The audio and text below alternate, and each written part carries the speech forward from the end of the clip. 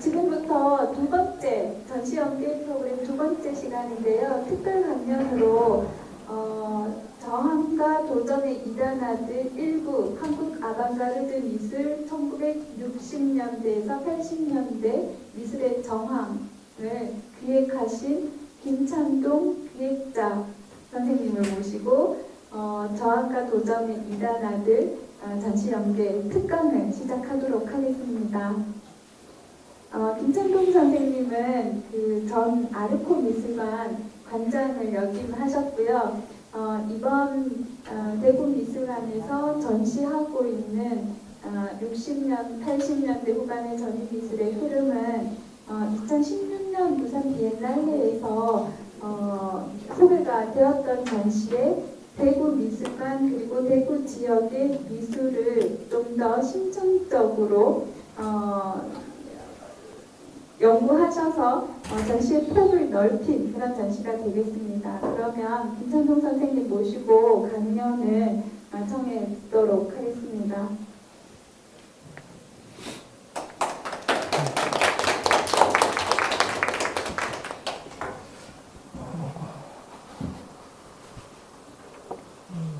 마이크 쓰나요? 이건 아니에요. 예, 소개받은 김찬동입니다.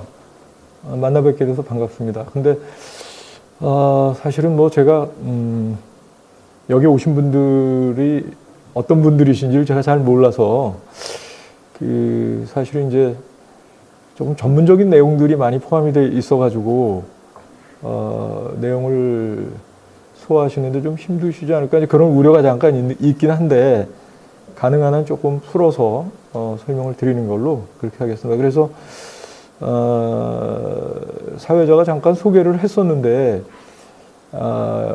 이 대구미술관에서 이 전시를 하게 된 가장 큰 이유 중에 하나는 사실은 이제 70년대 중반에 대구에서 벌어졌던 현대미술 운동이 사실은 대구 분들은 잘 모르실지 모르지만 국내 현대미술에 미친 파급 효과가 상상 이상입니다. 사실은 상상 이상인데 그래서 이제 그런 상징성을 갖고 있기 때문에 대구에서 전시를 하면서 대구 미술이 한국 현대미술사에 얼마만큼의 비중을 갖고 있는지 그런 것들을 조금 살펴보면 어떨까 이제 그런 욕심 때문에 부산에서 했던 전시를 이제 대구에서 한 번 더 하는 걸로 그렇게 기획을 했습니다. 그런데 60년대에서 80년대라고 하는 그 시대가 사실은 사회적으로도 그렇지만 미술사적으로 보았을 때 굉장히 다양한 실험적인 활동들이 벌어졌던 그런 굉장히 풍성한 그런 시대였다. 이제 그런 생각이 듭니다. 이제 사회적으로는 정치적인 어떤 그 당시에 이제 뭐 유신 정권이라든가 또 뭐 80년대에는 전두환 정부 뭐 해가지고 정치적으로도 굉장히 어수선하고 또 그러면서도 뭐 세계화를 지향하면서 경제적인 발전이라든가 또 뭐 민주화와 경제적인 발전 이런 두 가지 상충되는 부분들이 굉장히 충돌하면서 역동적인 그런 시대였다는 생각이 들거든요. 그래서 이제 작가들의 경우도 그런 시대를 살았었기 때문에 그 시대를 작품에 반영하면서 굉장히 다양한 그런 이제 언어들을 구사하기 시작을 했습니다. 그런데 여러분들이 한국 현대미술에서 뭐 대구 분들이니까 대구 작가들의 작품들은 이게 이미지가 떠오르겠지만 대개 이제 한국 현대미술에서 대표적인 미술이라고 할 수 있는 게 뭐냐라고 했을 때 단색화라고 하는 건 아마 많이들 알고 계실 거예요. 근데 이제 단색화라고 하는 것이 사실은 70년대 중반에 이제 비롯된 그런 작업인데 굉장히 그 이전에 실험적으로 다양한 작업을 했던 그런 다양성이 80년대, 그러니까 70년대 중후반으로 접어들면서 단색화라고 하는 강력한 그 활동에 의해서 그 다양성이 이렇게 좀 침체가 됐다고 할까요? 아니면 주변부로 이렇게 밀려났다고 그럴까요? 그런데 이제 그것은 뭐 어떤 정황이든지 마찬가지겠지만 미술계 안에도 이제 이런 그 다이나믹한 역학 구조가 있기 때문에 그런 역학 구조에 의해서 이제 그렇게 밀려났습니다. 그리고 또 80년대 중반쯤 되게 되면 전두환 정부에 대한 어떤 그 민주화 투쟁이랄까 뭐 이런 것들 때문에 작가들의 경우도 그 이전의 작품에서 보여주는 단순히 미학적인 추구라든가 이런 차원을 넘어서서 미술이 사회적으로 어떻게 기여할 수 있을까, 또 미술을 통해서 사회를 어떻게 바꿀 수 있을까, 뭐 이런 이제 활동들까지. 그래서 그거를 우리가 이제 미술사에서는 민중미술 이렇게 얘기하는데, 그래서 80년대 중반에서 후반으로 막 넘어가는 그 과정에서는 또 아까 말씀드렸던 단색화라고 하는 영역하고 민중미술이라고 하는 그 굉장히 사회적인 관심과 사회 변혁을 추구하는, 혁신을 추구하는 그런 미술이 두 개가 이렇게 서로 그 이제 상존하고 있는 것으로 이렇게 이제 우리가 알고 있어요. 근데 사실은 그 강력한 힘들에 의해서 주변부로 밀려나 있거나 조명되지 않았던 그런 다양한 실험적인 작업들이 사실은 이제 이번 전시에서 보여드리는 그런 내용이라고 그렇게 이해하시면 될 것 같습니다. 그런 이제 지형도를 먼저 염두에 두시고 강의를 들어주셨으면 고맙겠습니다. 그래서 이제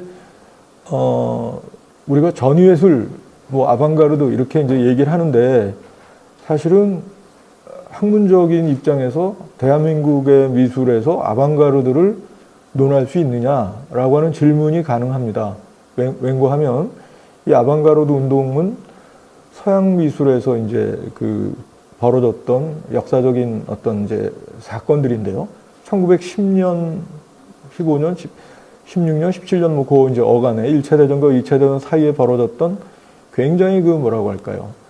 그 기존의 질서에 반하는 아주 혁신적인 그런 이제 작업들이었는데, 사실은 이제 크게 얘기하면 서양의 근대라고 하는 것을 전복시키기 위한 그런 정신이라고 할까? 뭐 이런 것들이 사실은 아방가르드라고 하는 운동 속에 담겨 있습니다. 그런데 한국은 서양 개념의 근대라고 하는 게 과연 있느냐라고 하는 문제를 생각해 보았을 때 굉장히 그건 간단치가 않아요. 그래서 제가 오늘 이제 드리고자 하는 말씀은 아방가르드를 미술사에서 이해하고 있는 본격적인 개념으로 이해하시면 한국의 뭐 아방가르드가 뭐가 그게 성립이 가능해? 우선 원초적인 그런 질문이 가능하기 때문에 그 부분을 조금 설명을 드리고자 하는데, 그래서 사실은 서양의 아방가르드 개념을 설명하는 건 아니고 서양의 아방가르드와 같은 성향의 정신을 가지고 있는 운동들이 있었다면 그걸 이제 그냥 아방가르드적, 아방가르드라고 얘기하기보다는 아방가르드적.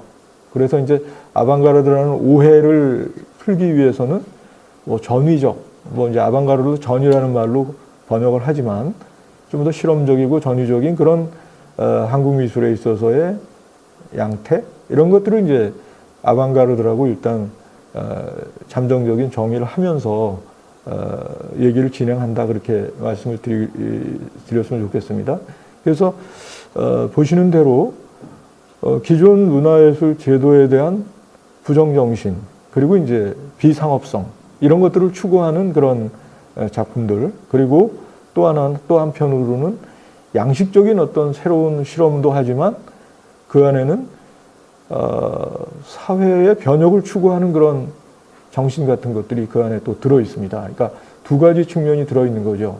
그러니까 새로운 양식만 추구하는 게 아니라 그 예술을 통해서 사회를 어떻게 변혁시킬 것이냐라고 하는 그런 문제까지 있어요. 그래서 서구의 아방가르드 같은 경우는 아주 극단적일 경우에는 작가들이 총을 들고 전장에 나갑니다. 그리고 혁명 전선에 막 나갑니다. 그런데 이제 우리의 경우는 민중미술 같은 것들이 이제 그런 성향을 조금 띠고 있긴 하지만, 그런데 중요하게 우리가 이제 생각을 해봐야 될 부분은 정신과 양식에 있어서의 새로움을 함께 가지고 있는 것이어야만 진정한 의미에서 아방가르드라고 할 수 있겠다라는 전제로부터 이제 제 그 전시 기획은 출발을 합니다. 그래서 예를 들면 형식만 새롭게 추구한다거나 또는 뭐 정치적인 구호만 강하게 주장한다거나 이런 경우는 제 전시에서는 뺐습니다. 그래서 이제 보시면 민중미술 작품들은 아마 보실 수가 없을 거예요. 그러니까 민중미술까지 포함해서 아방가르드 문제를 조금 심도 있게 다시 연구를 해야 될 그런 이제 영역이긴 하지만 제 전시에서는 그것까지 집어넣으면 너무 복잡해지기 때문에 그 부분은 뺐고, 그리고 왜 80년대 말까지냐라고 했을 때 서울 올림픽이 열리는 88년을 넘어서게 되면 한국 미술이 국제적인 어떤 이제 개방성 뭐 이런 걸 갖기 때문에 해외 미술들하고 굉장히 이제 아주 긴밀한 교류가 벌어지고 외국의 정보가 엄청나게 쏟아져 들어오고, 그리고 이제 우리가 아는 것처럼 89년부터 인터넷이라고 하는 게 이제 개발이 돼가지고 전 지구화의 어떤 현상들이 일어나는데 90년도로 넘어가게 되면 이제 그런 정황들이 점점 더 커지는 거죠. 그리고 실제로 미술사에서도, 한국 미술사에서도 서구의 포스트 모던이라고 하는 그런 이론이 도입이 되면서 외국의 작가들하고 작품이 뭐 별 차이가 없는 거예요. 외형적으로 보면. 그래서 굉장히 실험적이고 더 전위적인 작업들이 이제 90년대 이후에 막 등장을 하고 작품의 사이즈도 커지고 다루고자 하는 내용들도 굉장히 다양해지는 그런 양태가 보여지는데, 거기까지 이제 다루게 되면 서구의 포스트 모던하고 이렇게 이제 막 겹쳐지기 때문에 그런 부분을 조금 이제 나중으로 미루고 제 영역은 이제 60년대 말서부터 80년대 말까지로 잡았다. 그리고 이제 그 아까 설명드린 대로 60년대에서 80년대라고 하는 것은 굉장히 격변기고 다이나믹한 그런 시기였고, 그 안에서 기존 제도에 대한 부정이나 이런 것들을 또 부정과 저항을 하기 위한 그런 이제 다양한 운동들이 있었다라고 하는 것이죠.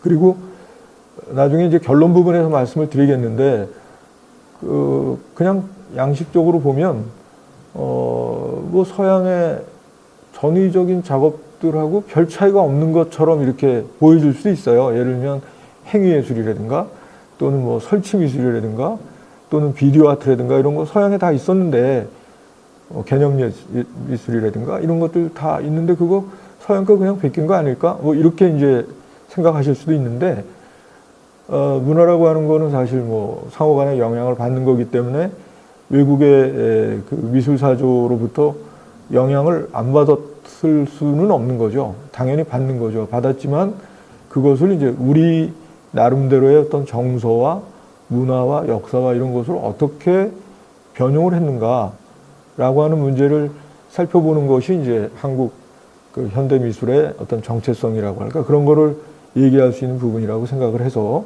그 부분을 조금 중점적으로 얘기를 하도록 합니다.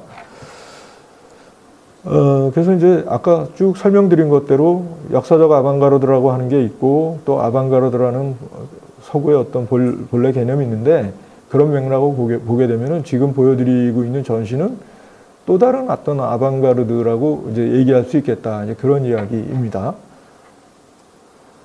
그래서 이제 한국의 전위미술을 간략하게 좀 얘기를 해보면, 대개 경우에는 이제 뭐 주로 한국 현대미술사를 조금 알고 계신 분들은 50년대 말에 앙포르멜 운동으로부터 한국 현대미술이 시작이 되었다. 이렇게 이제 교과서적으로 미술 시간에 배우거든요.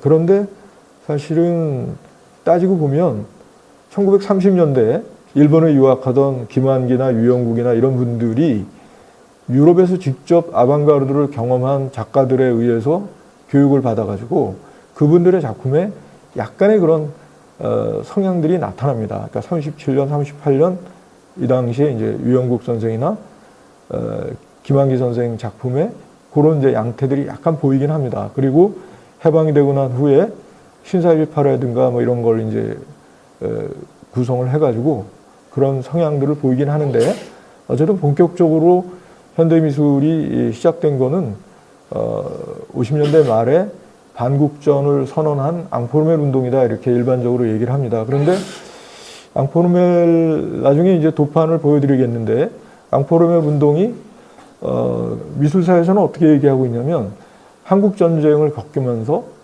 굉장히 이제 거기서 얻어진 기존 가치와 사회 제도와 또 미술 문화와 이런 것들에 대한 근본적인 그 가치의 어떤 이의제기라고 할까요? 그런 것들에서 비롯된 작품이다 이렇게 얘기를 하는데, 근데 사실은 그래서 이제 61년도에 국전에서 과거에 뭐 창가의 여인, 뭐 꽃, 뭐 이런 거 그리던 것에서 벗어나서 굉장히 그 앙코르멜적인 그 작업이 대통령상을 탑니다. 근데 그 당시에 대통령상이 아니고 박정희 그러니까 쿠데타에 의해서 국가재건 최고회의 의장 상인데요.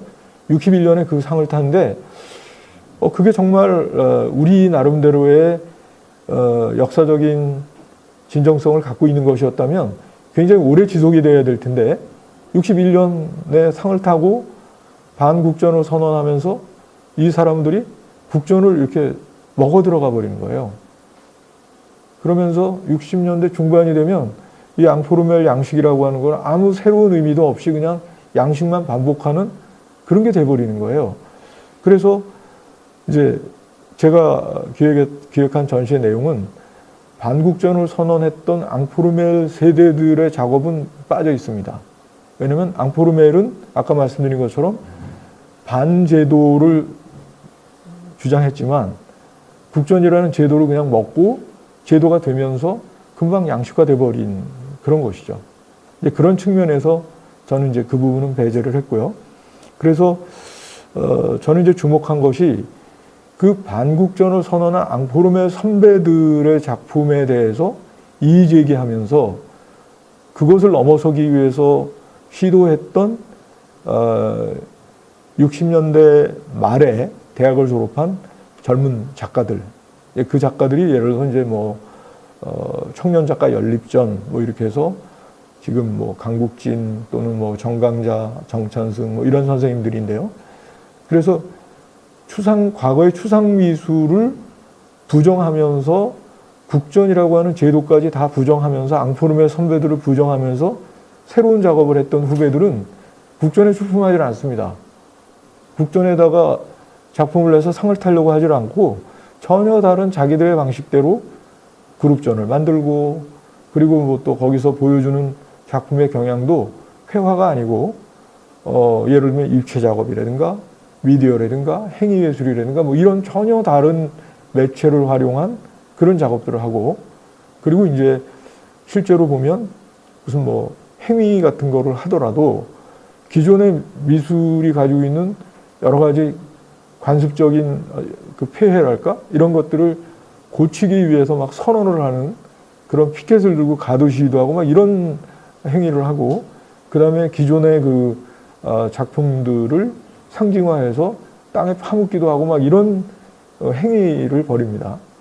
그래서 60년대 그분들의 탈추상 신진 세력들로부터 그 청년작가 연립전이라고 하는 것이 67년, 8년 그 어간에 이제 만들어지는데 그 작가들서부터 시작을 해서 전시를 기획을 했습니다. 그리고 70년대 초반이 되면 아방가르드 협회라든가 또는 뭐 제사집단이라든가 ST라든가 앙대빵당이라든가 이런 굉장히 실험적인 그룹들이 막 이제 이제 나타나기 시작하는 거죠. 그리고 아까 말씀드린 대로 74년에 대구 현대미술제라고 하는 그 전국적인 규모의 실험적인 작가군들이 이제 그 작품 활동이 시작이 되는 거죠.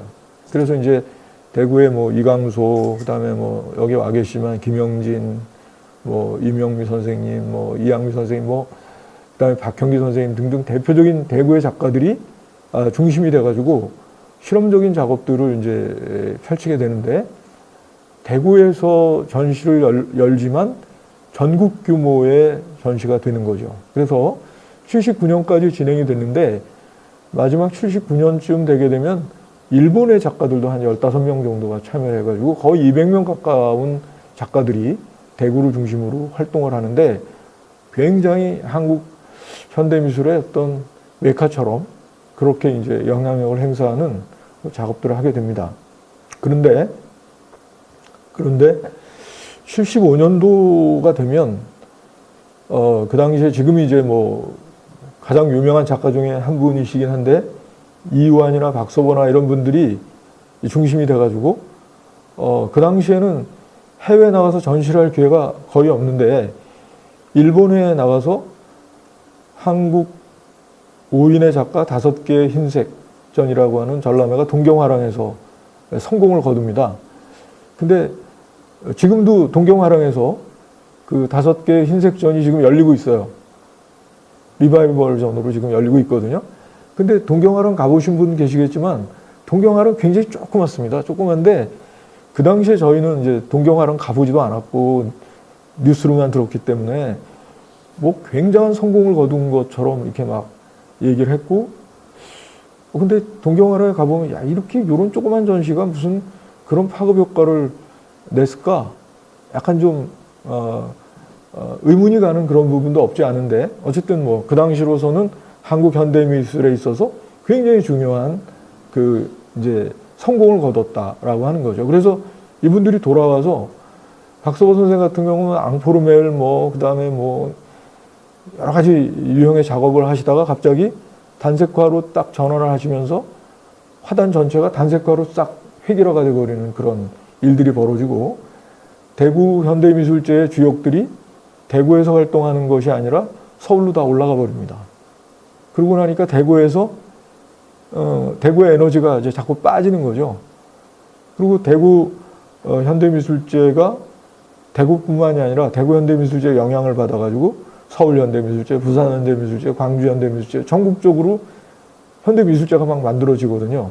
그런데 대구 현대미술제의 중심 세력들과 거기서 활동하던 전국 규모의 작가들이 전부 서울로 올라가가지고 에꼴드 서울이라든가 서울 현대미술제를 중심으로 이제 모이는 거죠. 그래서 이 그룹들이 가장 화단의 중추 세력이 되다 보니까 이것들이 가장 중요한 작품 성향으로 인식이 돼가지고 그런 작업을 하지 않는 작가들은 전부 이렇게 이제 주변부로 밀려나게 되는 거예요.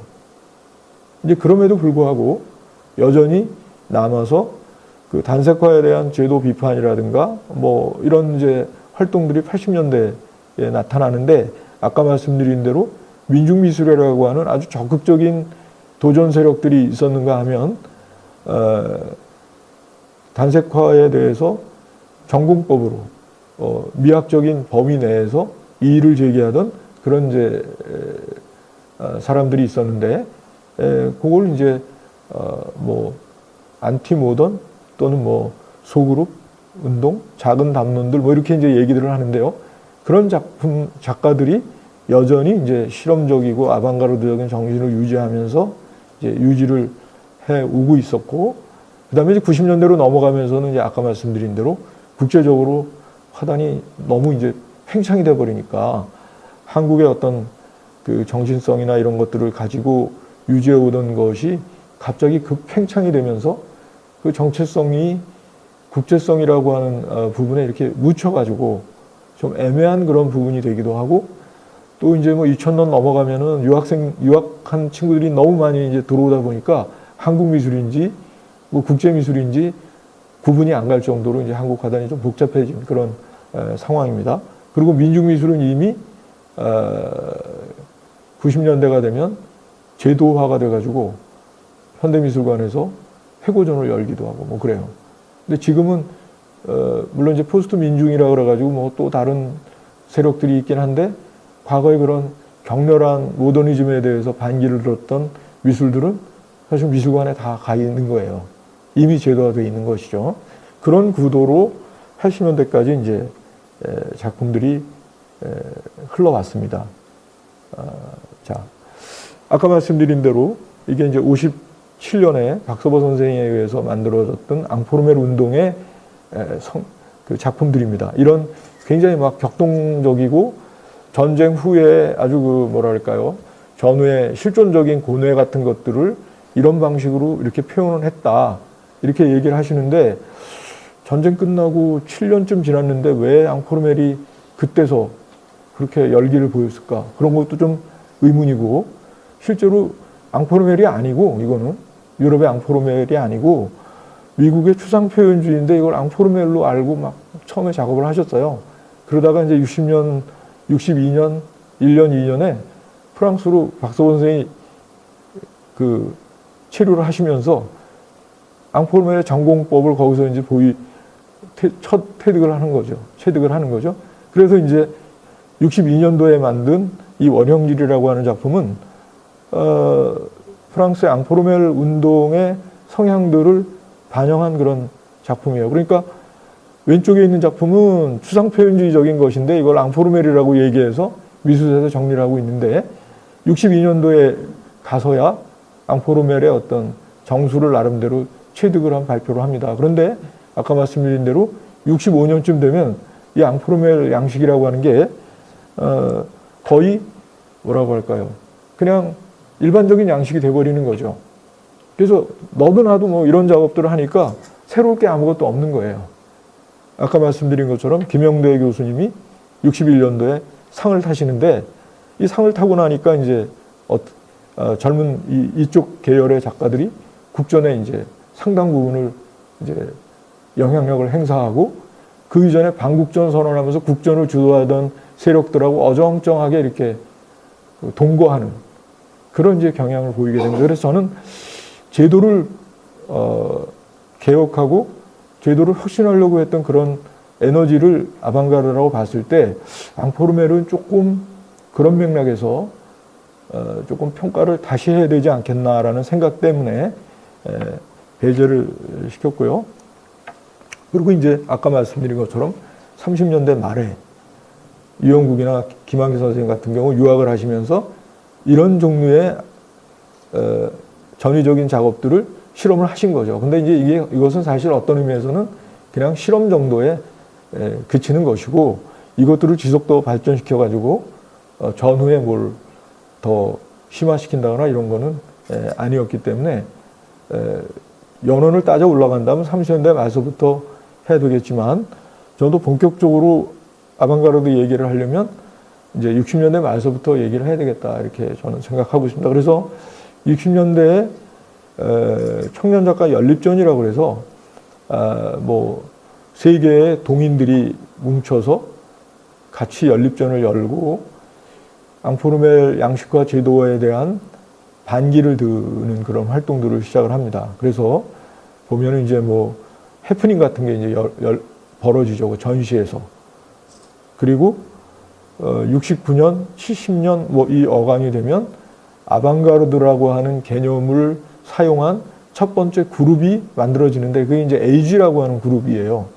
그래서 기관지도 발간하고 거기에 이제 뭐 작가들과 그 당시에 아주 중추적인 작가들과 평론가들까지 합세해서 기관지도 만들고 뭐 이렇게 하는데 연구자들의 연구에 의하면 이분들이 생각하는 아방가르드는 제가 서두에 말씀드렸던 양식과 내용을 함께 다룬 그런 아방가르드라기보다는 모더니즘의 새로운 양식을 추구하는 정도의 내용들을 이분들은 아방가르드로 이해한 게 아닌가라고 하는 그런 생각이 들어요.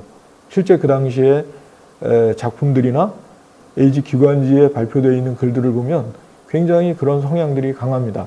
그래서 어쨌든 그렇지만 아방가르드라고 하는 개념을 사용하면서 국내 화단에 처음으로 그룹이 이제 출범을 하는 것이죠. 그래서 청년작가 연립전에서 의해서 이렇게 행위를 했다고 그래요. 근데 우광 선생님한테 여쭤봤더니 많은 사람들이 이제 새야새야 파랑새야 노래가 녹두장군 전봉준과 관련해서 사회혁신과 관련된 무슨 메시지를 담고 있는 게 아니었느냐 뭐 이렇게 이제 상상도 하는데 우광 선생님 말씀을 들어보니까 전혀 그런 거 아니고 그냥 한번 해본 거라는 거예요. 목적의식 없이 그냥 해본 거라는 거죠. 그러니까 어떻게 보면 이제 초창기에 정립되지 않은 어떤 거친 그런 행위 같은 것들이 이제 한국 현대 전예술을 여는데 어떤 역할을 한 것이 아닌가. 물론 이런 것들이 이론적으로 정립이 되는 것은 그 이후에 좀 시간이 걸려서입니다. 그리고 이제 이런 식으로 회화 작품이라기보다는 입체와 행위와 이런 것들이 이제 믹스되어 있는, 그래서 강국지 선생 작품 지금 요 오른쪽에 있는 작품 전시되고 있고요. 그 다음에 왼쪽에 있는 작품 사진으로 5장 진열되고 있는데, 안에다가 비닐 그 물감을 안에다가 집어넣어 가지고 그거를 이제 개봉을 해서 물감이 밖으로 튀어나가게 하는 그런 작업이었는데, 뭐 어떤 사람들은 이게 최초의 대한민국 최초의 행위예술이다 이렇게 미술사적인 의미를 부여하려고 하는 사람도 있는데 잘 모르겠어요. 거기까지는.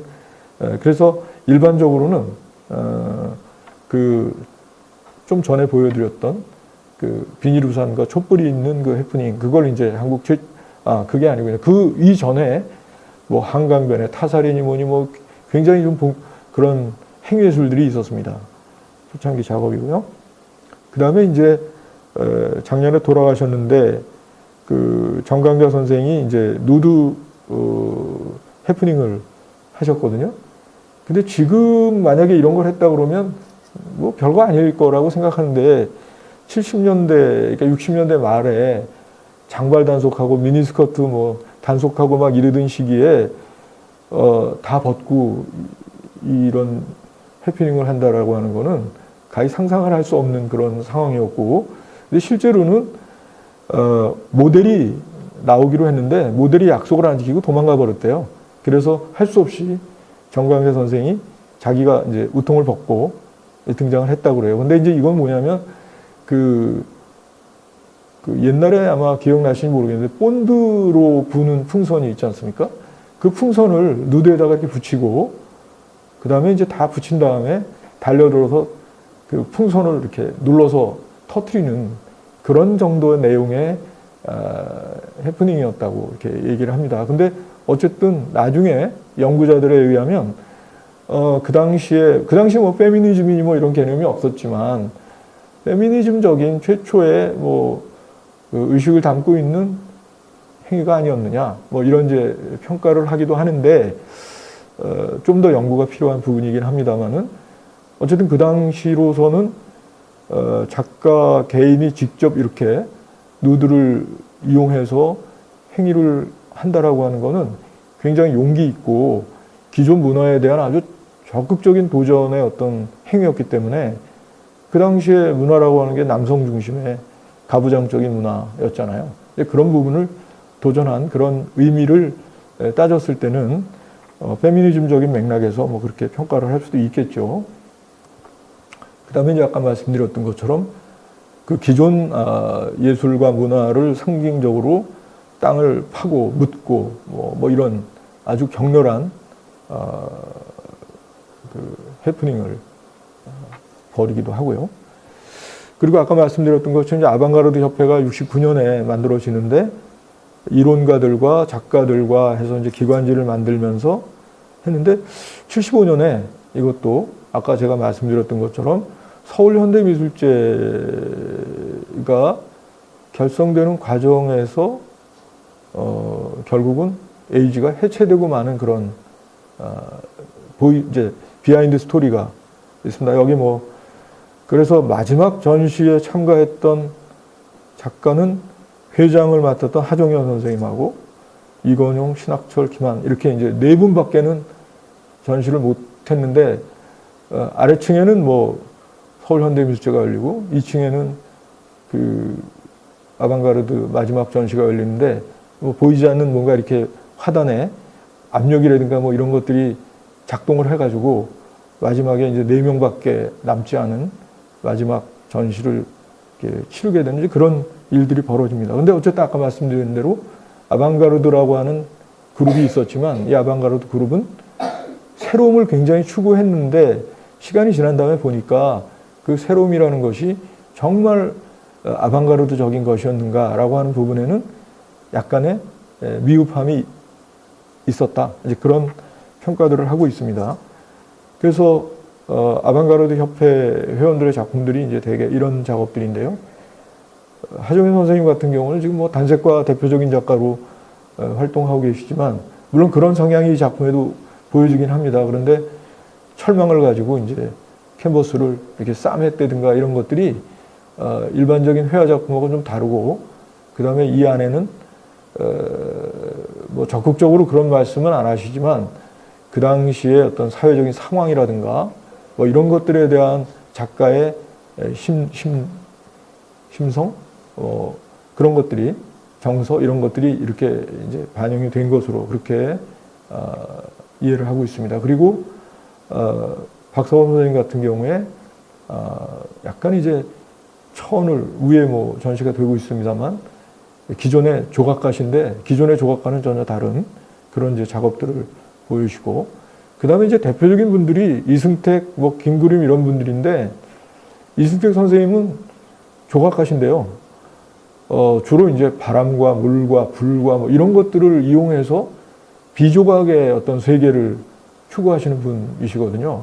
그러니까 조각가인데 조각이 아닌 그런 이제 뭐 행위와 설치와 뭐 이런 여러 가지가 믹스되어 있는 그런 작업을 하셨던 분인데, 여태까지 뭐 현역으로 계속 그런 이제 실험적인 작업을 계속하고 계시죠.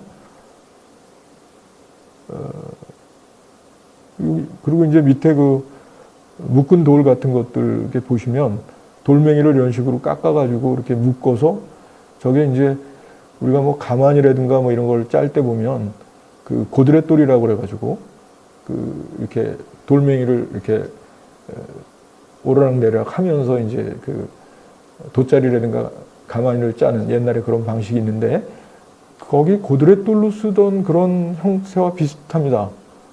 그리고 요 종이로 이제 나무 같은 걸 만드는데 이제 바람을 이용해서 작품이 완성되도록 하는 그런 개념인데, 실제로 보면 아까 이제 그 빨간 천으로 보여줬던 그 작품도 그렇고 이런 것도 그렇고 이렇게 보면 샤머니즘적인 어떤 요소 같은 게 그 안에 들어 있어요. 그래서 그런 요소들을 현대적으로 해석해서 한국적인 전위 작품들을 만드시는 이제 그런 것들. 그리고 요 작업 같은 걸 보면 이게 이제 연필 공장에 나무를 쌓아놓은 구조물인데, 구조물에 약간 이렇게 개구멍처럼 구멍을 내가지고 자기가 슬쩍 들어가서 거기 개입해서 사진을 찍고 이걸 자기 작업이라고 하시는 거예요.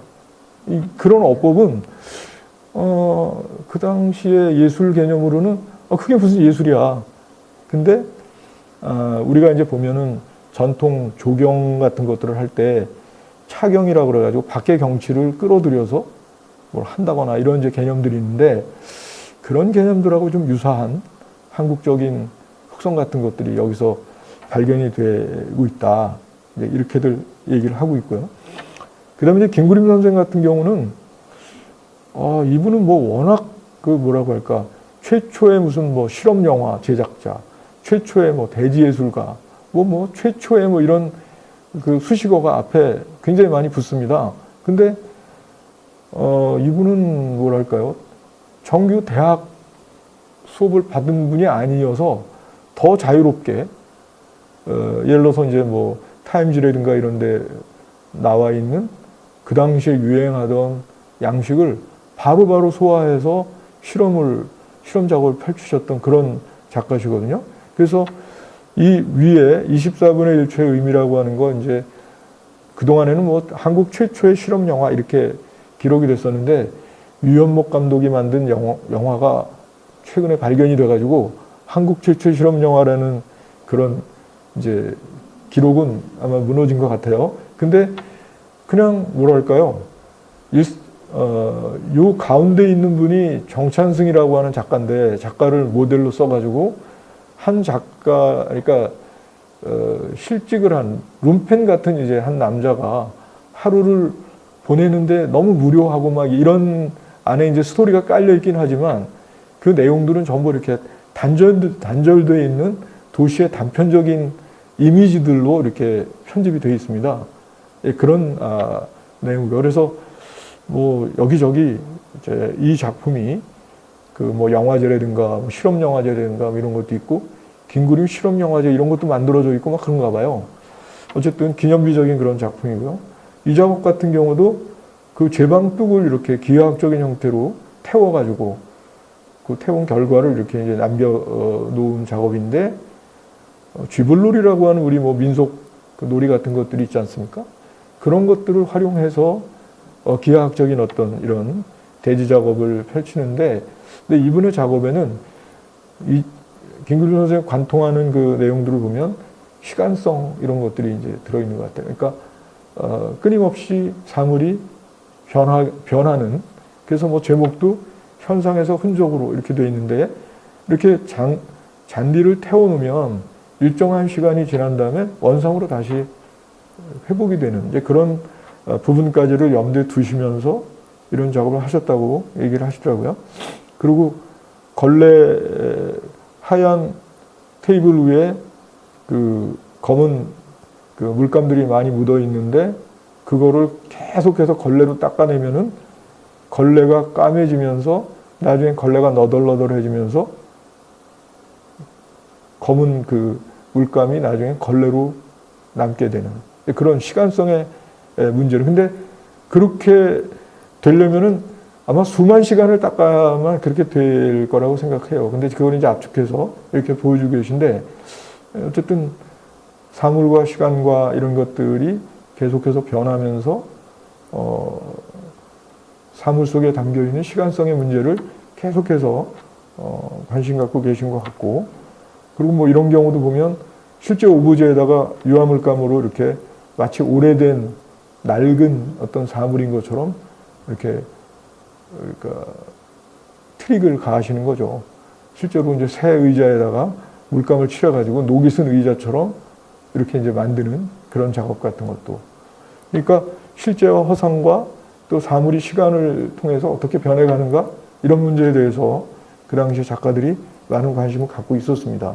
그리고 김구림 선생 같은 경우는 또 제사 집단이라고 하는 걸 결성했는데, 이분은 그냥 단순히 새로운 미술을 만들고 뭐 이런 게 그런데 만족한 게 아니고, 그냥 여러 가지 장르의 예술가들을 모아가지고 기존 예술을 어떻게 좀 바꿔볼까, 뭐 이런 이제 실천적인 운동 같은 것도 하셨던 것 같아요. 근데 이제 기존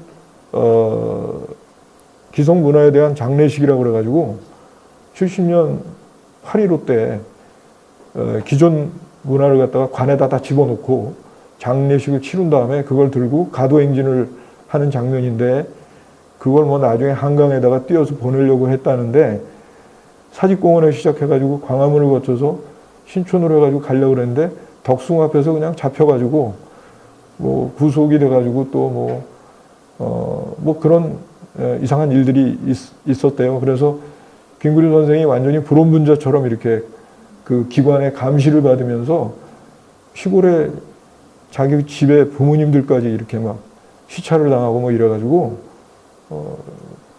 이 제사 집단이 이제 단기로 끝나고 말았는데요. 그 당시에 여기 이제 이건용 선생님도 다 와 계시지만 뭐 조금 전위적인 작업을 하는 사람도 전부 요 시찰 인물처럼 그렇게 감시를 당하고 그랬던 상황입니다. 그래서 그런 상황을 이렇게 염두에 두면 사실은 좀 더 뭐랄까 정치적으로 뭔가 좀 더 강력하게 뭘 좀 문제 제기를 한다거나 해서 좀 승리를 구가하고 뭐 이랬으면 좋았을 텐데, 그 당시에 전국이 너무 엄혹한 시절이었기 때문에 이렇게 실험적인, 지금 보면 뭐 이런 실험 정도를 가지고 뭘 그걸 뭐 구속을 하고 뭐 시찰을 하고 그러나, 근데 그 당시에 상황이 그랬다는 거죠.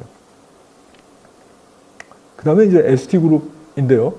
AG그룹보다는 조금 후배 세대들인데, AG 작가들보다는 좀 더 미술 이론이라든가 이런데 정보도 많이 가지고 스터디도 많이 하고 그러면서 과거 AG 작가들에 비해서는 굉장히 좀 개념적인 그런 작업들을 많이 하셨는데, 송영 선생 요번에는 이 작품을 보여드리지 못하고 있는데, 이거는 이제 신문에 있는 기사들을 다 오려내서 여기다가 이렇게 아크릴 박스에다 그 오린 신문 기사의 내용들을 전부 이렇게 쌓아놓는 겁니다. 근데 이제 무슨 얘기냐면, 신문에 보도되는 내용이 정말 진실인가? 우리 지금 그런 시대 살고 있잖아요. 우리도. 신문에 나오는 기사가 과연 진실일까? 거기에 대한 의문 같은 것들 때문에 기사들을 다 오려서 한 곳에 모여놓는 거죠. 나중에는 다 오려가지고 뭐 이렇게 그냥 신문 여기 보면 뭐 조선일보, 동아일보 이렇게 제호만 남기는 뭐 이런 작업도 하시고, 그 다음에 이제 또 하나는 이 세계 전도인데요. 세계 지도를 이렇게 잘게 오려가지고 뒤죽박죽해서 다시 배열을 해 놓는 겁니다. 그러니까 세계 지도라고 하는 것이 보여주고 있는 세계관을 전혀 이질적으로 전도를 시켜가지고 이렇게 보여주는 것인데, 말장난도 이 안에 들어있죠. 전도라는 말을 이게 뒤집는다라고 하는 그런 이제 중의적인 의미가 있잖아요. 이런 방식의 작업을 하시는데, 어쨌든 굉장히 개념적이면서 동시에 현실에 대한 비판적인 정신까지도 이 안에 담고 있는 그런 내용의 작업이 되겠습니다. 그리고 이제 이건용 선생님 아까 달팽이 걸음 뭐 하셨는데 굉장히 그 뭐라고 할까요? 언어적인 또는 뭐 개념적인 것들을 가지고 일관되게 작업을 해 오시는데, 그래서 이제 밑에 보시면은 뭐 여기저기 뭐 해서 장소의 논리라고 그래서 그 언어가 지칭하는 그 개념이라고 하는 것이 그 작가가 어떤 관점에서 보느냐에 따라서, 또는 보는 사람이 어떤 관점에서 보느냐에 따라서 이게 달라질 수 있는 것, 이런 거를 뭐 상식이죠. 그거는 상식인데 그걸 개념적으로 이렇게 보여주시는. 그리고 이제 달팽이 걸음 같은 경우도 뭐 선생님 와 계셔서 조금 말씀드리기가 그렇긴 한데, 저는 개인적으로 선생님의 이 그 행위 작업들이 거의 대부분 본인의 신체의 한계를 넘어설 수 없는 그 범위 내에서의 어떤 그 부분들을 계속 말씀하고 계시는 것 같아요. 그래서 결국은 이 첫 번째 작품의 제목이 신체항인데, 신체와 사물의 어떤 상관성 속에서 신체가 가지고 있는 그 행위의 한계가 무엇인가 라고 하는 개념을 지속적으로 보여주시고 계신 거 아닌가, 이제 그런 생각이 드는데, 사실은 달팽이 걸음 같은 경우에는 저 같은 경우만 하더라도 쪼그려 앉아서 1m도 못 갑니다. 1m도 못 가는데 신체의 한계성을 나름대로 극복을 하면서 행위를 또 행위가 지나가면서 행위의 흔적을 지우고 이런 이제 개념들이, 그래서 신체의 한계를 세상과 사물을 바라보면서 자신의 신체가 그 소화해낼 수 있는 어떤 한계성 또는 그 어떤 지각성 뭐 이런 것들에 대한 문제를 계속 개념적으로 보여주시고 계시는 이제 그런, 그래서 아까 A주의 작가들보다는 ST의 작가들이 좀 더 현대미술에 대한 이해를, 정보를 더 많이 가지고 좀 더 학구적으로 현대미술에 대한 고민과 탐구를 해갔던 이제 그런 세대들이라고 생각하고요. 그 다음에 이제 대구현대미술제 이야기입니다. 74년부터 79년까지 이제 열렸는데, 말씀드렸다시피 대구현대미술제가 촉발이 돼가지고 서울, 부산, 광주 뭐 전국에 현대미술제가 이제 확대가 되고, 전국에서 활동하는 실험적인 작가들이, 현대미술 작가들이 대구에다 모이고 뭐 이랬어요. 그래서 제가 지금 정확한 기록은 갖고 있지 않는데 74년서, 그러니까 근데 이제 대구 현대미술제는 74년에 그냥 뚝 떨어져서 새로 생긴 건 아니고 70년대 초반부터 서울서 공부하던 대구 출신의 작가들이 고향에 내려와서 그 의기투합이 돼가지고 이제 그런 작업들을 많이 하셨던 것 같고, 전조에 이제 뭐 현대작가 초대전이라든가 한국 실험작가들이라든가 이런 작업 그 전시들이 사전에 있었습니다. 있었고, 그것들의 에너지가 이제 대구현대미술제라고 하는 걸로 모여졌고, 그리고 뭐 그 뒤에도 뭐 대구의 위도와 경도의 이름을 딴 뭐 35-125 뭐 이런 그룹도 만들어지고 뭐 그래가지고 굉장히 실험적인 그 메카처럼 활동을 했었고요. 그리고 나중에 2회 때인가 3회 때부터인가 서울의 박서보 선생도 여기에 참여하시고, 그 다음에 뭐 이완 선생도 참여하시고, 일본 작가들도 대거 몰려오고, 뭐 이런 식으로 해서 국제적인 규모의 행사가 이루어졌어요. 근데 제가 볼 때는 75년에 박서보 선생이 여기를 참여하시거든요. 근데 그 양반이 왜 여기를 참여하셨을까?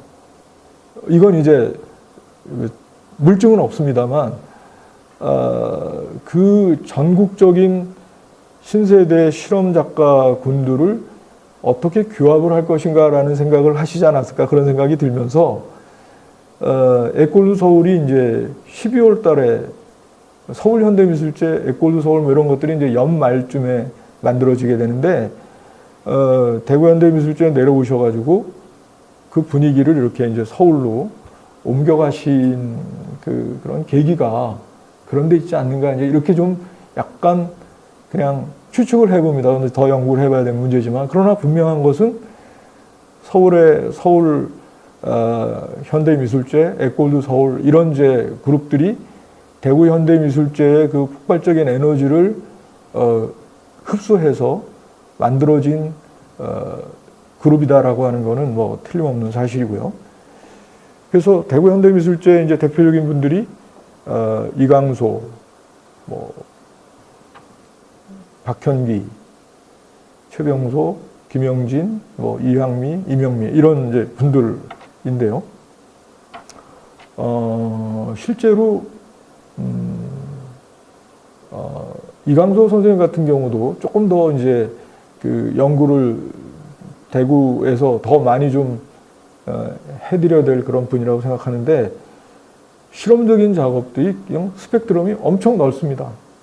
그리고 78년에 그 K 스튜디오라고 하는 데를 빌려가지고 이제 박형기 선생님만 비디오 작가로 이렇게 대표적인 작가로 알려져 있지만, 실제로 이제 뭐 그 작가분들이 5분이 모여가지고 비디오를 찍기도 하고 뭐, 그래서 요번에 이제 약간 보여드리는 게 이제 그런 작업들도 있는데, 그런 부분들.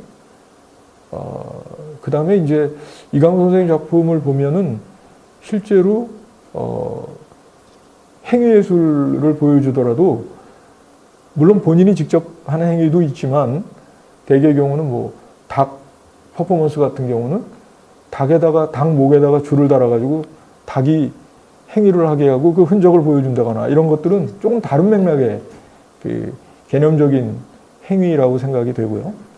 그 다음에 이제 또 하나는 뭐 미술관 안에 선술집을 만들다든가, 그 다음에 사과를 내놓고 뭐 사과를 파시는 그런 작업이라든가, 이런 걸 보면 관객들이 직접 참여해서 행위를 완성하게 만드는 그런 뭐 개념이라든가 뭐 이런 것들이 있어서 굉장히 조금 뭐랄까, 일찍부터 관객과의 소통이라든가, 또는 본인이 직접 하지 않고 간접적으로 이렇게 완성이 되게 만드는 그런 행위라든가, 이런 것들을 미리부터 하셨던 게 아닌가, 그런 생각이 들고요.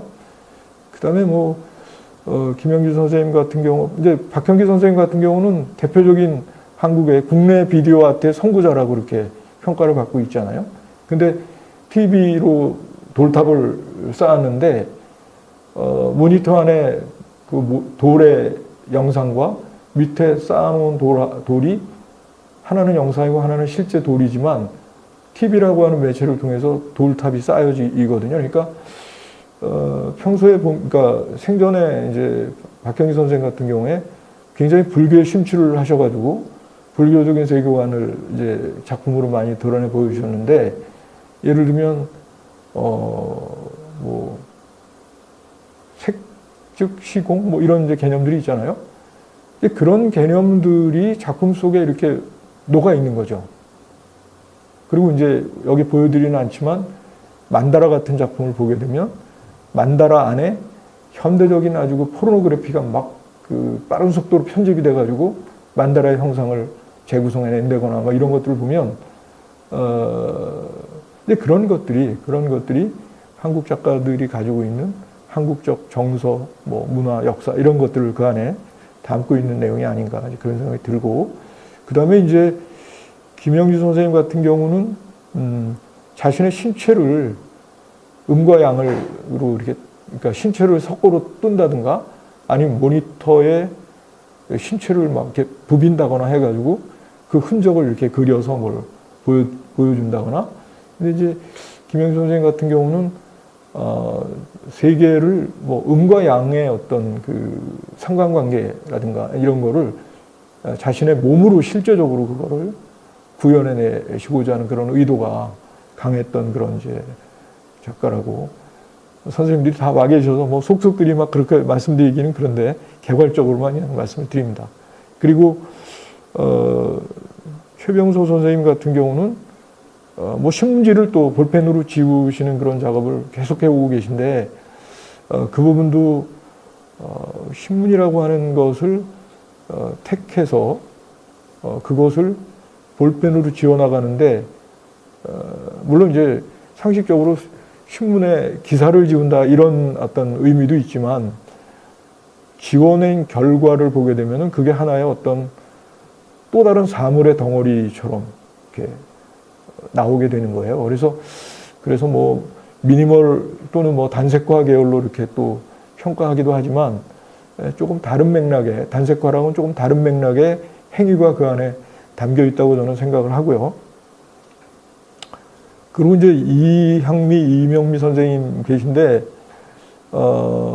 예를 들어서 그 당시에 그분들이 막 활동할 당시에 한국 화단의 주류적인 흐름이 아까 말씀드렸던 것처럼 단색화 흐름으로 가고 있고 모노크롬의 그냥 밋밋한 그런 화면들을 만드는 상황 속에서 이 두 자매는 강력한 원색을 막 이렇게 화면에 구사하시면서 기존의 그런 어떤 정제된 정신세계를 표출하는 그런 것보다는 내면의 어떤 그 자유로운 어떤 영혼이랄까, 뭐, 감성이랄까, 그런 것들을 이렇게 그 표출하는 그런 작업을 통해서 그 당시에 주류적인 작품들과는 이제 거리를 두는 뭐 그런 작업을 하셨던 걸로 기억이 나고요. 그 다음에 이제 이명미 선생 작품 중에 이 스펀지에다가 돌멩이를 눌러가지고 장시간 태양에 노출을 시켜서 만드신 이 스펀지 작업 같은 경우는 이게 젊은 시절에 하신 작품인데 굉장히 그 원로 작가들의 그러니까 선배 작가들 그 선배 작가들이 보여주던 개념적이면서 좀 더 뭐랄까 그 대개는 이제 관념적으로 그 단색화에 접근했던 그런 태도하고는 조금 다른 그런 면모를 보여주시는 작품이어서 이번에 보여드리게 됐습니다. 어쨌든 뭐 이분들뿐만이 아니라 뭐 또 뭐 황현욱 선생님이라든가 뭐 다른 분들이 굉장히 많이 계신데 어쨌든 다 다룰 수는 없지만 이렇게 행위라든가 또는 뭐 미디어라든가 뭐 여러 가지 어떤 양식과 또 그 정신성을 통해서 대구가 이제 한국 현대미술에 끼친 영향력이라고 하는 게 이제 지대하다 그런 말씀을 좀 드리고 싶고요. 그 다음에 이제 80년 중반 시간이 굉장히 지나가네요. 빨리 진행하겠습니다. 80년 중반 아까 말씀드린 대로 동경에서 그 한국 5인의 작가 5가지 흰색전이 열리고 난 다음에 에꼴드 서울 현대미술제 이런 방식으로 해서 단색화 경향이 화단을 획일화시키는 그런 상황들이 벌어집니다. 그리고 오랫동안 그게 제도화돼 가는 거죠. 그래서 80년대 초에 3월의 서울, 뭐 타라, 뭐 이런 이제 소그룹 작가들이 한편에서는 미학적인 그 맥락으로 이의를 제기하면서 등장을 했고, 그 다음에 이제 예술의 사회적인 어떤 문제를 통해서 단세를 하고 있는데 반해서 다른 한쪽은 미학적인 맥락에서 새로운 미학으로 그 단색화의 문제를 넘어보고자 하는 이제 그런 특성이 있었다는 거죠. 그래서 민중미술은 아까 말씀드린 대로 사회적인 문제를 다루긴 하지만 너무도 그 내용적인 측면에 이제 치중한 부분이 있어서 이번 전시에서는 이제 뺐고요. 그 5가지 흰색 그 전람회는 과거에 했던 도록이고요. 지금 하고 있는 포스터 이미지입니다. 그래서 단색화는 이런 방식으로 뭐 다 아시니까 이렇게 거의 비슷한 색조의 화면들로 굉장히 어떻게 보면 정신적이고 사물의 정신성, 정신화 뭐 이제 이런 논리를 가지고 진행을 하죠. 그런데 어떻게 보면 사회 현실이라든가 이런 거하고는 전혀 상관이 없는 굉장히 관념화된 세계를 지향하는 그런 특성인데 그 후대들은 관념화된 부분을 거기에 이의를 제기하는 거죠. 그래서 더 적극적으로는 사회 현실을 얘기하고 또 소극적으로 접근하는 사람들은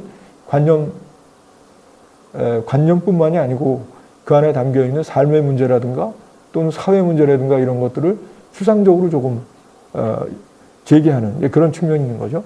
그래서 김장섭, 홍명섭, 뭐 또 김용익 이런 선생님들은 박서보 선생을 필두로 한 그 단색화 계열의 작가들과 그들의 막내들이었어요, 사실은. 막내들이었는데 80년대 초반에 이탈을 하죠. 우리는 좀 다른 이야기를 하고 싶습니다. 이래서 김용익 선생 같은 경우는 나중에 뭐 민중미술 쪽을 옹호하는 이론가 겸 작가로 이렇게 변신을 하기도 하는데, 그래서 김용익 작가도 굉장히 중요한 작가인데 그런 점에서 사실은 이번 전시에서는 다루질 않았습니다. 다루질 않았는데 지금 다시 뭐 땡땡이로 돌아와가지고 국제화랑에서 뭐 엄청 국제적인 화가로 띄우기 위해서 지금 난리를 치고 있는데, 어쨌든 단색화로부터 벗어나서 자기들 나름대로 새로운 어법을 추구하기 위해서 근데 그 안에 들어있는 내용이 뭐냐면 겉으로 보면 관념적인 것처럼 보여요.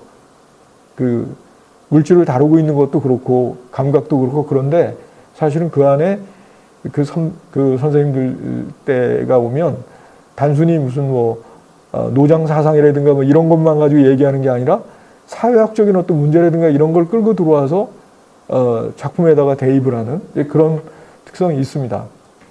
그리고 민중미술은 뭐 다 아시니까, 근데 적극적으로 뭐 정치적 구호를 일삼는 그런 작가들은 사실 조금 저는 어떤 의미에서 뭐 민중미술을 평가한다고 할 때 그런 부분은 조금 우선순위에서 좀 배제를 하려고 하고, 그래서 지금 이제 대개 경우 보면은 전통이나 또는 한국 사회의 어떤 그 지금 얘기하는 뭐 제국주의적인 미제의 어떤 여러 가지 그 산업 그 파바트적인 것들, 그 다음에 뭐 무기라든가 뭐 이런 것들을 다 한국에서 걷어내고 평화로운 그 농심으로 돌아가서 뭐 이런 걸 이제 희구하는 그런 내용입니다, 사실은. 그래서 이제 이런 작업들이 주가 되고 더 극렬하게 나가면 이제 막 주먹을 불끈 쥐고 뭐 화염병을 던지고 막 이제 이런 작업들로 나가죠.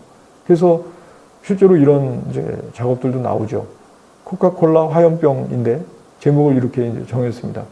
코카콜라를 화염병으로 만들어서 미국을 상대로 싸우는 뭐 이런 거를 이제 이런 식으로 박불동 씨가 88년도에 만들고, 그 다음에 이제 손장섭 선생은 조선 총독부 뭐 이런 것들을 이렇게 이제 소재로 해서 한국의 왜곡된 역사 뭐 이런 것들에 대한 이야기를 합니다. 근데 이제 소극적으로는 이런 방향이고 적극적으로는 이제 뭐 노동자, 농민 막 이러면서 계급투쟁처럼 막 이렇게 강렬하게 나가는 그런 작업들도 있고 한데, 어쨌든 이 부분은 아까 말씀드린 대로 조금 맥락이 다르기 때문에 전시에서 뺐고요. 그 다음에 이제 정복수 씨 같은 경우도 민중미술 작가들하고 같이 활동을 하긴 했지만 민중미술하고는 조금 다른 측면이 있어서 선택을 했습니다. 글자 그대로 밟아주세요인데 너무 많이 밟아가지고 보니까 저쪽 안 보이는 구석에다가 작품을 배치를 했더라고요. 근데 작품을 밟아주세요라고 하는 맥락으로 작품을 해석한다라고 하는 거는 굉장히 전위적인 그런 그 정신이라고 생각하고, 그 다음에 다른 민중 작가들하고 다르게 내면의 어떤 그 이제 뭐랄까 무의식과 내면의 어떤 울분 뭐 이런 것들을 이런 방식으로 표출하고, 어떻게 보면은 뭐 마조히즘 같은 뭐 이런 게 느껴지기도 하는데, 밟아서 밟히면서 행복을 느끼는 뭐 이런. 근데 어쨌든 더 많은 이야기는 할 수는 없지만 민중 작가들하고 조금 맥락이 다릅니다. 다르면서 사회적인 발언과 또 사회의 어떤 부조리한 부분에 대한 외침 같은 것들을 읽고 실제로 그걸 또 형식적으로도 밟아서 작품을 감상케 하는 이제 그런 맥락이어서 그 다음에 이제 그 뒤로 오게 되면은 단색화 이후에 이제 작은 담론들에 관련된 작가들인데 모니터라든가 또는 뭐 새로운 어떤 매체를 사용해서 실제 이제 한국적 정서나 문화나 이런 것들을 이제 가지고 그러니까 눈으로 바라본다라고 하는 거는 사실은 굉장히 사회적인 메시지가 안에 담겨 있는 거죠. 그리고 어떻게 보면 바라보는 것이기도 하고 감시당하는 것이기도 하고 뭐 그런 이중적인 의미가 이 안에 들어 있다고 볼 수 있고요. 그 다음에 이제 뭐 신영성, 뭐 김성배 이런 작가들의 경우는 굉장히 이 신영성 같은 경우는 코리안 드림이라고 그래가지고 선풍기의 날개를 전기톱이나 인두로 다 지져가지고 제거를 시키고 선풍기 안에 있는 이 모터만 이게 돌아가게 이렇게 하고 있는데 코리안 드림이라고 그래서 한국의 어떤 그 세태가 예를 들어서 기계와 또 물질 문명과 또 이런 것들만을 추구하면서 이런 헐벗은 모습으로 남아 있다라고 하는 이야기를 이제 하고 있다고 보고 그 다음에 이제 김성배 씨 같은 경우는 좀 굉장히 독특한 작가입니다. 이분의 경우도 제도 교육을 전혀 받지 않은 그런 분인데 뭐 우주를 꿈꾸고 뭐 이렇게 만나보면 이상한 소리 많이 합니다. 히말라야 막 다니면서 그러는데 소나무를 가지고 이제 이렇게 우주를 만들어 보려고 한다거나 또 수원에 자기 그 작업실이 그 있는데 작업실 겸 전시장이 있는데 그 공간 이름이 우주예요. 그리고 뭐 뭔가 좀 달라요. 사고방식이나 이런 것들이. 그러니까 일반적인 대학 교육을 받은 작가들의 사고방식보다는 좀 더 좀 이질적인 그런 세계관을 가지고 있는 작가인데요. 어쨌든 전통적인 소나무를 가지고 좀 전혀 다른 맥락의 이제 작업을 하고 있어서 선택을 했고요. 그리고 이제 뭐 거의 시간이 다 됐습니다. 근데 하용석 같은 경우도 그냥 작품이라고 하는 것은 완성된 프로젝트가 아니라고 생각을 하고 물론 이제 과정 예술을 추구하는 사람들이 거의 다 대부분 그런 생각하지만 기존의 그 거친 공사판의 판넬 같은 것들 또는 뭐 이 장독에다가 뭐 이상한 오물들 같은 걸 이렇게 담아가지고 그런 것들을 이제 이렇게 보여주면서 기존의 어떤 그 완성되고 또 그 뭐 성스럽거나 또는 뭐 아름답거나 이런 그 가치를 추구하는 그런 부분에 대해서 그냥 이의를 제기하는 이제 그런 작업도 많이 했고 예전에 보면은 뭐 그 트럭에다가 뭐 오줌 누는 그런 뭐 인형 같은 걸 만들어 가지고 트럭에다 그걸 싣고 막 서울 시내를 다 돌아다니고 뭐 이런 작업도 하고 뭐 그래요. 근데 어쨌든 그렇다고 뭐 허투루된 작가는 아니고 이런 작가들이 전부 미국의 PS1 같은 데 다녀오고 막 이런 나름대로 그 명성을 가지고 있었던 작가입니다. 근데 이제 근데 이런 작가들이 지금 다 활동을 안 합니다. 숨어버렸어요. 아마 여러 가지 이제 정황들 속에서 자기들의 작업에 대한 어떤 이야기가 극히 어떤 주변부의 이야기고 소수 발언 같은 것들로 이제 생각이 돼가지고 아마 잠적을 하고 막 칼을 갈고 있는 게 아닌가 이제 그런 생각이 드는데요. 그래서 이건 거칠지만 내용을 좀 살펴봤는데 그 한국 아방가르의 특성과 의미가 있다면 무엇일까? 예, 나름대로 서구의 작업들에서 보여주는 실험성, 그 다음에 뭐 형식적인 어떤 유사성, 뭐 이런 것들이 분명히 있습니다. 있는데 그 안에는 서구의 미술을 그대로 베끼는 것이 아니고 그 안에 아까 이제 이승택이나 뭐 김구림이나 또는 뭐 다른 작가들 작품 속에 관통하는 내용들을 보면 예를 들면 전통적인 어떤 사유나 또는 전통적인 소재나 이런 것들을 가지고 실험적인 작업을 한다는 것이죠. 그리고 그걸 통해서 현대 미술을 조금 더 새롭게 해석을 하려고 한다는 거죠. 그러니까 서구의 것과는 뭐 의식적으로 다르게 만들려고 하는 것은 아니지만 자연스럽게 그렇게 이제 결과물이 나오는 것이죠. 그런데 90년도 이후 2000년으로 넘어가면 물론 개별적인 작가들에 따라서는 한국적인 정신과 한국적인 소재들을 아주 성공적으로 풀어내는 작가들이 있습니다. 예를 들어서 뭐 보따리 작업을 하는 김수자라든가 또는 뭐 몇몇 작가들이 있어요. 있는데 대개의 경우 보면 그냥 아무런 설명이 없이 보면 이게 한국 작가의 작품인지 외국 작가의 작품인지 구별이 안 갈 정도로 굉장히 글로벌화되어 있다는 거죠. 그런데 사실은 우리가 60년대, 80년대 이 아방가르드를 주목하는 이유는 단색화라든가 또는 뭐 민중미술이라든가 이런 거대 담론에 의해서 획일화되어 있는 그런 상황을 거부하고 그 안에 작은 자기들만의 이야기를 실험적으로 계속하고 있기 때문에 한국 현대미술의 정체성을 다시 이제 찾고자 할 때 60년대에서 80년대 실험 작가들이 보여주던 그런 작업 속에 굉장히 다양한 원형적인 요소들이 들어있다는 겁니다.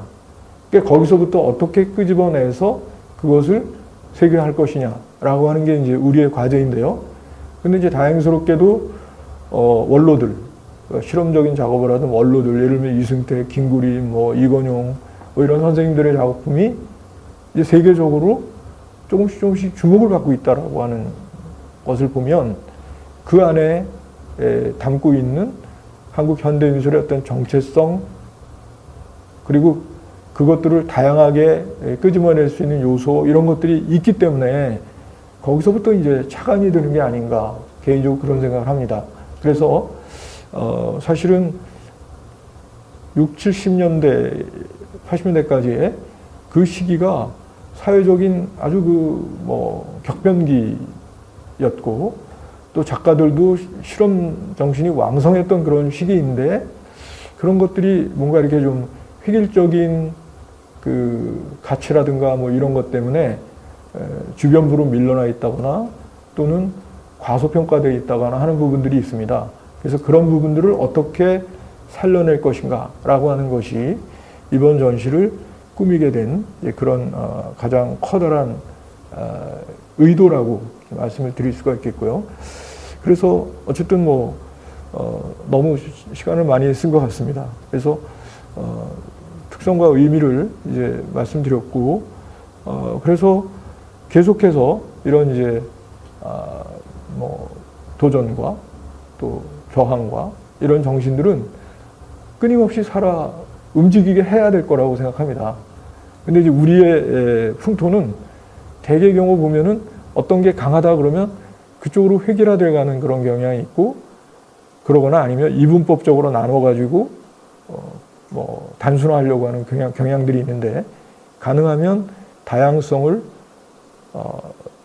좀 더 계속해서 가치를 부여하면서 좀 더 풍성하게 이런 것들을 만들어야 되지 않을까, 그런 생각이 듭니다. 제가 준비한 건 여기까지입니다. 예, 마치겠습니다. 감사합니다. 네, 너무 관련 감사드립니다. 예정된 시간이 훌쩍 지나서 제가 질문을 받기는 조금 힘들 것 같지만, 이번 전시 저항과 도전의 이단아들의 참여 작가분 몇 분이 이번 지금 강연에 오늘 지금 자리를 함께 해주고 계셔서요. 인사는 꼭 드려야 할 것 같습니다. 좀 전에 어니홀에서 달팽이 걸음 퍼포먼스를 진행하셨던 이건용 작가님, 자리해주셨고요. 그리고 김명진 작가님 자리하셨습니다. 그리고 이명미 선생님, 네. 아주 집중력 있게 강연을 잘 들어주셔서 질문은 딱 한 가지만 그래도 받을까요, 선생님? 네. 네, 뭐. 네, 질문 한 가지만, 네. 질문 있으시면, 네, 받도록 하겠습니다. 없으시면, 김단면. 네. 시간 오래 지체해서 죄송한데요. 그 단색화가 한국 아방가르드 단색화와 민중미술이 한국 아방가르드의 그 개념에서 두 가지가 나왔었는데 첫 번째 PPT 부분에서는 근데 제가 단색화가 그 아방가르드 미술의 그 어떻게 보면 문제점이 될 수도 있다고 지금 마지막 이거 백을 어떡하죠? 잠깐만요. 예, 예. 죄송합니다. 예. 제가 단색화가 그 민중미술이라는 것이 사회 변혁의 원동력이 될 수 있는 일환이 된다는 건 연계성이 맞춰지는데 그 단색화가 사회 변혁에 어떤 연계성이 있는지 그거는 제가 이제 요번 전시에 보면 단색화 작가들은 다 빠져 있어요. 단색화를 아방가르드라고 저는 생각하지 않기 때문에 뺀 거거든요. 그러니까 지금 질문하신 것처럼 민중미술은 사회 변혁을 추구하는 그런 적극적인 이제 도전 정신이 있었지만 단색화의 경우는 60, 70년대 이렇게 굉장히 왕성했던 실험 정신을 단색화로 획일화시켜 버린 거기 때문에 그거는 이제 저는 그렇게 설명하지는 않았고요. 단색화는 뭐 결과적으로는 제도를 점유했는지 모르지만 제도를 개혁해 보겠다라고 하는 그런 의지는 없었던 것 같아요. 그리고 이제 단색화에 대해서 이의를 제기했던 후배 세대들이 아까 이제 예를 들면 김장섭, 김용익 뭐 이런 선생님들이 막내들이었는데 거기서 이탈해 나왔고 그 다음에 이제 80년대 중반에 소그룹들이 굉장히 많이 있었는데 그 소그룹들이 다양하게 이제 이의 제기를 하면서 단색화로부터 이제 벗어나기 시작을 하죠. 미학적인 맥락에서. 그러니까 이제 그 사람들이 아방가르드 진영에 속해 있는 사람들이어서 뭐 신영성이나 하용석이나 육근병이나 이런 사람들이 이제 그 전시가 돼 있는 거고 그리고 이제 민중미술은 아까 이제 그런 맥락 때문에 뺀 것이고 그래서 지금 이제 제가 설명을 불충분하게 드렸는지 몰라도 단색화는 저는 이제 제도라고 생각하고 앙프로멜과 단색화는 제도이고 그 제도에 반기를 든 것이 이제 60년대 후반에 이게 에이지라든가 ST라든가 대구현대미술제라든가 이런 이제 운동들이 앙포르메를 넘어서기 위해서 이제 시도를 했던 반기를 든 것이고 그 다음에 이제 80년대 그 안티 모던이라고 그래서 단색화로부터 벗어나고자 했던 그 좀 더 젊은 세대들 작은 담론들을 제시했던 세대들 그 사람들을 이제 아방가르드라고 이해한 거고 앙포르멜과 단색화는 제도의 그 정점에 있었던 것이기 때문에 뭐 물론 결과적으로는 제도에 영향을 행사했으니까 뭐 새로운 혁신 뭐 얘기할 수도 있지만 그런 다른 맥락인 것 같아요. 그렇게 이해하시면 될 것 같아요. 그러면 이것으로 특별 강연을 마치도록 하고요. 4월에도 저희가 퍼포먼스와 국제 세미나가 4월 14일과 4월 28일에 예정이 되어 있으니 많은 관심을 부탁드립니다. 그리고 저항과 도전 2단원들은 5월 13일까지 전시가 이어집니다. 네. 그러면 다음 달에 또 좋은 전시 연계 프로그램으로 만날 수 있도록 하겠습니다. 김찬호 선생님 감사합니다. 네, 감사합니다.